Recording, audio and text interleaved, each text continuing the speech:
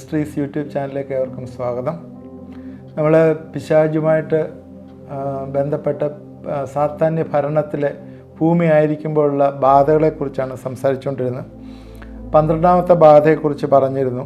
അഗാധകൂപത്തിൻ്റെ താക്കോൽ ഒരു ദൂതൻ്റെ കയ്യിൽ കിട്ടി. അവൻ അവിടെ നിന്ന് തുറന്നു വിട്ട ഒരു വെട്ടുക്കിളിയുടെ രൂപത്തിലുള്ള, അല്ലെങ്കിൽ അതിൻ്റെ വെട്ടുക്കിളിയുടെ രൂപം യുദ്ധത്തിന് ചമയിച്ച കുതിരയ്ക്ക് സമമായി തലയിൽ പൊൻകിരീടമുള്ള മാനുഷ്യ മുഖം പോലെയുള്ള ഒരു ജീവി. സ്ത്രീകളുടെ മുടി പോലെ അതിന് തലമുടി, പല്ല് സിംഹത്തിൻ്റെ പല്ല് പോലെയായിരുന്നു. ഇങ്ങനെയുള്ള അത് 5 മാസം മനുഷ്യനെ ഉപദ്രവിച്ച കാര്യം പറഞ്ഞു. തേളിനുള്ള പോലെ വാലും വിഷമുള്ളതായിരുന്നു. 5 മാസം ഉപദ്രവിച്ചു. അതായത് അത് അഗാധ കൂപത്തിൽ നിന്ന് കയറി വന്നതാണ് എന്ന് നമ്മൾ പഠിച്ചു. ഇനിയും അടുത്ത അത് റെവലേഷൻസ് വെളിപ്പാട് പുസ്തകം 9:13 കഷ്ടം 1 കഴിഞ്ഞു. 12ാം വാക്യത്തിൽ അങ്ങനെ പറഞ്ഞത്. ഇനി 2 കഷ്ടം പിന്നാലെ വരുന്നു. 6ാമത്തെ ദൂതൻ ഊതി. അപ്പോൾ ദൈവസന്നിധിയിൽ സ്വർണ്ണപീഠത്തിൻ്റെ കൊമ്പിൽ നിന്നൊരു ശബ്ദം കാഹളമുള്ള 6ാം ദൂതനോട്, യൂഫ്രട്ടീസ് എന്ന മഹാനദിയുടെ തീരത്ത് ബന്ധിച്ചിരിക്കുന്ന 4 ദൂതന്മാരെ അഴിച്ചുവിടുക എന്ന് പറയുന്നത് കേട്ടു. ഉടനെ മനുഷ്യരിൽ 1/3 കൊല്ലുവാൻ ഇന്ന ആണ്ട് മാസം ദിവസം നാഴികയ്ക്ക് ഒരുങ്ങിയിരിക്കുന്ന 4 ദൂതന്മാരെ അഴിച്ചുവിട്ടു. കുതിരപ്പടയുടെ സംഖ്യ 10,000 മടങ്ങ് 20,000 എന്ന് ഞാൻ കണ്ടു. ഞാൻ കുതിരകളെയും കുതിരപ്പുറത്തിരിക്കുന്നവരെയും ദർശനത്തിൽ കണ്ടത് എങ്ങനെയെന്നാൽ, അവർക്ക് തീ നിറവും രക്തനീലവും ഗന്ധവർണ്ണവുമുള്ള കവചമുണ്ടായിരുന്നു. കുതിരകളുടെ തല സിംഹങ്ങളുടെ തല പോലെയായിരുന്നു.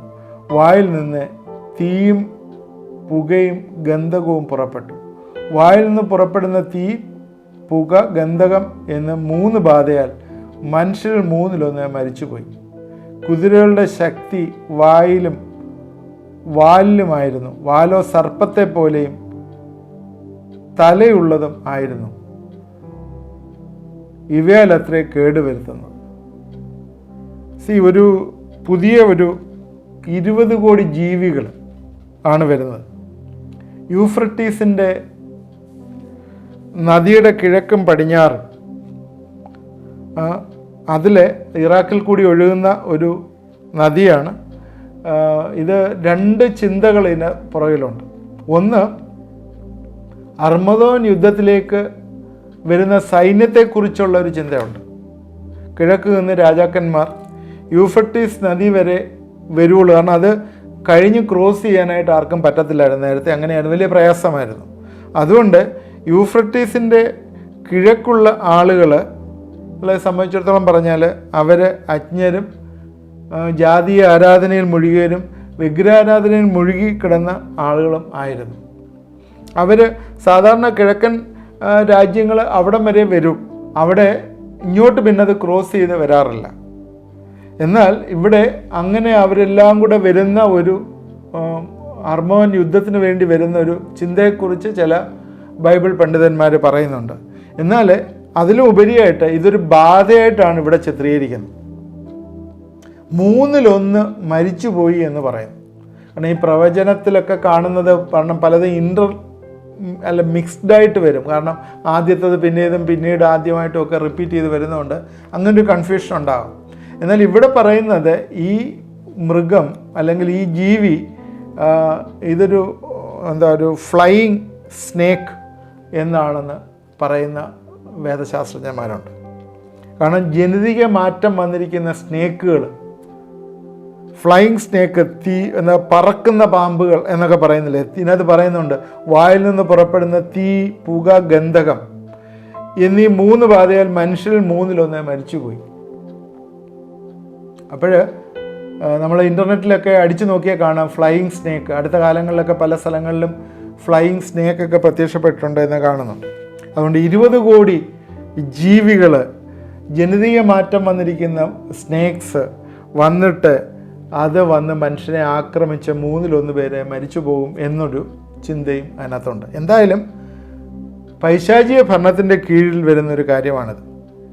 അതുകൊണ്ട് അത് പ്രത്യേകം ശ്രദ്ധിക്കുക. പിശാചിൻ്റെ അടിമത്തത്തിൽ ആയിരിക്കുന്നവർ ഈ ബാധയിൽ കൂടി കടന്നു പോകേണ്ടതായിട്ട് വരും. അടുത്ത 14ാമത്തെ നടപടിയായിട്ട് നമ്മൾ കാണുന്നത്, പെട്ടെന്ന് അവിടെ നിന്ന് ഷിഫ്റ്റ് ചെയ്ത് ഞാൻ വെളിപ്പാട് പുസ്തകം 17-ാം അധ്യായത്തിലേക്ക് വരികയാണ്. അതിനിടയ്ക്ക് കുറേ സംഭവങ്ങളുണ്ട്, അതിന് സമയം കിട്ടുന്നതനുസരിച്ച് നമുക്ക് പറയാം. ഈ 17-ാം അധ്യായത്തിൽ ബാബിലോണിന് വേണ്ടി ഒരു നടപടി നടക്കുന്നതായിട്ട് കാണുന്നു. ബാബിലോണിനെ കുറിച്ചും ചുരുക്കമായിട്ട് ചില കാര്യങ്ങൾ പറയണം എന്ന് ആഗ്രഹിക്കുന്നു. ഇതിനകത്ത് mystery Babylon the great, the mother of harlots and abomination of the earth. മഹദിയം ബാബിലോൺ, വേശ്യമാരുടെ മ്ലേച്ഛതകളുടെയും മാതാവ് എന്നൊരു പേര് അവളുടെ നെറ്റിയിൽ എഴുതിയിട്ടുണ്ട് എന്ന്. ബാബിലോണിയ നടപടി ഇവിടെ വേശ്യ സ്ത്രീയായിട്ട് ചിത്രീകരിക്കുന്നു, ബാബിലോണിനെ ചിത്രീകരിക്കുന്നു. ദർശനം നഷ്ടപ്പെട്ടു പോയ ക്രൈസ്തവ സഭ, കർത്താവിൻ്റെ വരവ് ഇപ്പോഴില്ല എന്ന് പഠിപ്പിക്കുന്ന അനേകം ആളുകൾ ഇപ്പോഴും നമ്മുടെ ഇടയിലുണ്ട്. കർത്താവിൻ്റെ വരവ് എപ്പോഴാണെന്ന് അറിയത്തില്ല, അങ്ങനെ കർത്താവ് വരുമെന്ന് പോലും അറിയാത്തവരുണ്ട്. ഇവിടെ അങ്ങനെയുള്ള ഒരു ബാബിലോണിൽ അതിൻ്റെ ഒരു നടപടിയെക്കുറിച്ച് ആണ് ഈ 17-ാം അധ്യായത്തിൽ ഇതിൽ പറയുന്നത്. ഈ മർമ്മം മഹദിയം ബാബിലോൺ, ഈ ബാബിലോണിനെ കുറിച്ച് പഴയ നിയമത്തിൽ നമ്മൾ ഉൽപ്പത്തി പുസ്തകം 10-ാം അധ്യായത്തിൽ തന്നെ ബാബിലോണിനെ കുറിച്ച് നമ്മൾ പഠിക്കുന്നുണ്ട്. ഹാമിൻ്റെ പുത്രനായ കൂശ് നിമ്രോദിനെ ജനിപ്പിച്ചു എന്ന് പറഞ്ഞ് ശീനാർ ദേശത്ത് ബാബേൽ അവൻ്റെ ആരംഭം കുറിച്ചതായിട്ട് കാണുന്നു. നായാട്ട് വീരനായിരുന്നു, മനുഷ്യരെ ദൈവത്തിൽ നിന്ന് അകറ്റിക്കൊണ്ടുപോയവൻ ആയിരുന്നു. ഉൽപ്പത്തി പുസ്തകം 11-ാം അധ്യായത്തിലെ ആകാശത്തോളം എത്തുന്ന ഗോപുരം പണിയാനായിട്ട് പുറപ്പെട്ടു. നക്ഷത്രങ്ങളെ പഠിക്കാനായിരുന്നു ചെയ്തിരുന്നത്. ആസ്ട്രോളജിയുടെ ആരംഭം, കൽദേരുടെ പഠനം ഒക്കെ ഈ കാലത്ത് കൊണ്ടുവന്നതാണ്. ബാബിലോണിലാണ് ശരിക്കും ബാബേൽ ഗോപുരം പണിയാനായിട്ട് പോയതും അവരുടെ ഭാഷ കലക്കിക്കളഞ്ഞതും ഒക്കെ നമുക്ക് പഴയ നിയമത്തിൽ നിന്ന് കാണാം. ആകാശരാജ്ഞി എന്നറിയപ്പെടുന്ന നിമ്രോദിൻ്റെ ഭാര്യ സെമീറാമീസ്, നിമ്രോദ് മരിച്ചു കഴിഞ്ഞിട്ട് അവൾ ഗർഭം ധരിച്ച് ഒരു കുഞ്ഞിനെ പ്രസവിച്ചു. ഇത് വാഗ്ദത്ത സന്തതിയാണെന്നും അവൾ പുരുഷൻ മൂലം അല്ല ഗർഭം ധരിച്ചതെന്നും ഒക്കെയുള്ള പഠിപ്പിക്കൽ കൊണ്ടുവന്നിട്ട് ആ സമയത്ത് സഭകളിലൊക്കെ കൊണ്ടുവന്ന് പല സ്ഥലങ്ങളിലും അവൾ അറിയപ്പെട്ടത് പല രാജ്ഞികളുടെ പല പേരിൽ അറിയപ്പെട്ടതായിട്ട് കാണുന്നു. കനാനിലെ അസ്തരോത്ത് എന്ന പേരിൽ അവൾ അറിയപ്പെട്ടു. ബാബിലോണിലെ ഈസ്റ്റർ എന്ന പേരിൽ അറിയപ്പെട്ടു, ഈസ്റ്റർ. എഫസോസിലെ ഡയാന എന്ന പേരിൽ അറിയപ്പെട്ടു. റോമിലെ മിനർവ എന്ന പേരിൽ അറിയപ്പെട്ടു. ഇന്ത്യയിലെ താര എന്ന പേരിൽ അറിയപ്പെട്ടു. ഗ്രീസിലെ അഥേരിയ എന്ന പേരിൽ അറിയപ്പെട്ടു. ഇങ്ങനെ പല പേരുകളിലെ പല കൺട്രികളിലെ അറിയപ്പെട്ട തെറ്റായ മതത്തിന് ആരംഭം കുറിച്ചത് ഈ ബാബേലിലാണ്. അതുകൊണ്ട് ഈ ബാബേലിനെ കുറിച്ചുള്ളൊരു നാശത്തെക്കുറിച്ച് ബാബേലിനുള്ള നടപടിയായിട്ട് ഇവിടെ കാണുന്നുണ്ട്. തെറ്റായ മതത്തിൻ്റെ ആരംഭം കുറിക്കുന്നത് ബാബേലിലാണ്. ശരിക്കും പുരോഹിതന്മാരുടെയും രാജാക്കന്മാരുടെയും ആസ്ഥാനം അവിടെയായിരുന്നു. ഈ ബാബിലോൺ മതത്തിൽ ചേരുവാൻ അവർ പുരോഹിതന്മാരുടെ മുമ്പിൽ കുമ്പസരിക്കുമായിരുന്നു. ഇവർക്ക് വലിയ ജ്ഞാനമുണ്ടെന്ന് പഠിപ്പിക്കുകയും കുമ്പസരിക്കുന്നവരെ അവരുടെ അടിമകളായി തീരുകയും ചെയ്തിരുന്നു. നമുക്ക് നേരത്തെ നമ്മൾ സഭകൾക്കുള്ള പഠിപ്പിക്കൽ, സഭകൾക്കുള്ള ദൂതിനകത്ത് നമ്മൾ പറഞ്ഞിരുന്നു, AD 300 കഴിഞ്ഞതിന് ശേഷം ഈ റോമൻ കാത്തലിസിസം വന്നു. അതുപോലെ റോമൻ ചക്രവർത്തിയോടുള്ള പ്രാധാന്യം വന്നതിന് ശേഷം മതവും രാഷ്ട്രീയവും ഒരുമിച്ച് കൂട്ടിക്കലർത്തിക്കൊണ്ട് മതം വലിയ ഇൻഫ്ലുവൻസ് ആയി തീർന്നതായിട്ട് നമ്മൾ കാണുന്നു. AD 376 ഒരു ജാതീയ പുരോഹിതത്വം തന്നെ വന്നു. ആ സന്യാസം, പുരോഹിതന്മാർ, സന്യസ്തർ, അങ്ങനെയുള്ള ഒരു മിക്സ്ചറായിട്ട് ഈ സാമ്രാജ്യ ശക്തികൾ മതത്തോട് ചേർന്ന് പ്രവർത്തിച്ചതായിട്ട് കാണുന്നുണ്ട്. ആകാശരാജ്ഞിയുടെ ആരാധന, അതുപോലെ അന്ന് റോമൻ സാമ്രാജ്യത്തിൽ ക്രിസ്തീയ സഭ മാത്രമേ ഉണ്ടായിരുന്നുള്ളൂ. റോമ 7 പട്ടണത്തിൽ സ്ഥിതി ചെയ്യുന്ന ഒരു 7 മലയുടെ മേളിൽ സ്ഥിതി ചെയ്യുന്നൊരു പട്ടണമായിരുന്നല്ലോ റോമ പട്ടണം. അന്നേരം ആ റോമ പട്ടണത്തെ ഇവിടെ സ്ത്രീ എന്ന് ചിത്രീകരിച്ചിരിക്കുന്ന ഭൂരാജാക്കന്മാരുടെ അധികാരം മുഴുവൻ അവർക്കായിരുന്നു. അത് വേശ്യമാരുടെ മാതാവ് എന്ന് പറയുന്നുണ്ട്. നേരത്തെ ഉള്ള പല ആചാരങ്ങളും സഭയിലെ അതിൽ കൂടി വന്നു കയറിയതായിട്ട് നമ്മൾ കാണുന്നു. അതിനു മുമ്പ് പല ആചാരങ്ങളുണ്ടായിരുന്നു, അതെല്ലാം തന്നെ ഈ സഭയിൽ വന്നു കയറിയതായിട്ട് നമ്മൾ പഠിച്ചു.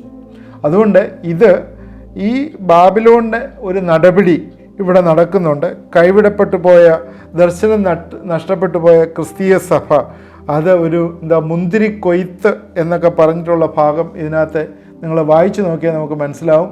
ഇതിനകത്ത് ആൻറ്റി ക്രൈസ്റ്റിൻ്റെ ഭരണവുമായിട്ട് ബന്ധപ്പെട്ട് ചില കാര്യങ്ങളും അതിൽ പറയുന്നുണ്ട്. അത് നമ്മൾ ആൻറ്റി ക്രൈസ്റ്റിനെ കുറിച്ച് നമ്മൾ പഠിക്കുമ്പോൾ നമ്മളതിനെക്കുറിച്ച് കൂടുതലായിട്ട് നമ്മൾ പറയും. ആൻറ്റി ക്രൈസ്റ്റ് എവിടെ നിന്നാണ് വരുന്നത് എന്താണെന്നുള്ളത് നമ്മൾ പഠിക്കുമ്പോൾ അതിനെക്കുറിച്ച് പറയും. അടുത്ത ബാധയായിട്ട് നമ്മൾ കാണുന്നത്